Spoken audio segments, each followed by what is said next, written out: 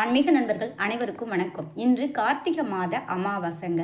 அதுவும் பொண்ணு கிடைச்சாலும் புதன் கிடைக்காதும்பாங்க. அந்த புதன்கிழமையில அமாவாசை திதி வர்றது அதீத சிறப்புடையது, அதீத பலன்களை தரக்கூடியதுங்க. நிறைஞ்ச அமாவாசை தினத்துல குலதெய்வ வழிபாடும் அம்மன் வழிபாடும் அதீத பலன்களை தருங்க. முடிஞ்ச அளவுக்கு அமாவாசைக்கு அமாவாசை நம்ம குலதெய்வ கோவிலில் போய் நல்லெண்ணெய் தீபம் ஏற்றி வழிபாடு செஞ்சுட்டு வந்தோம்னா நம்ம வீட்டில் இருக்கிற அது எப்பேற்பட்ட தடைகளாக இருந்தாலும் அகலுங்க. வீட்டில் தடை, வீடு கட்ட முடியல, இல்லை வெளிநாடு போக முடியல, வேலை கிடைக்க மாட்டேங்குது, திருமணத்தில் தடை, வம்சம் விருத்தியாவரத்தில் தடை இருந்துக்கிட்டு இருக்கு. இந்த மாதிரி எந்த பிரச்சனையாக இருந்தாலும் அகலும்.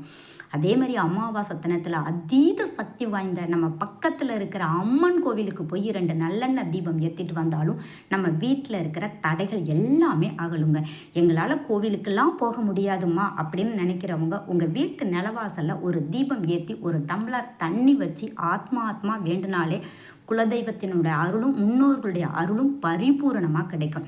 அந்தந்த நாளுக்குரிய தானியத்தை தானமாக கொடுத்தாலும் நம்ம கோவிலுக்கு போன பலன் நமக்கு கிடைக்குங்க. அதே ஒரு தாம்பாள தட்டை பச்சைப்பயிரை நிரப்பி ₹1 நாணயம் 5 ஏலக்காய் அதில் வச்சு பூஜை பண்ணிட்டு அந்த ஏலக்காயும் ₹1 நாணயத்தை முடிஞ்சு உங்கள் பர்ஸில் வச்சா செல்வம் பெருகும்.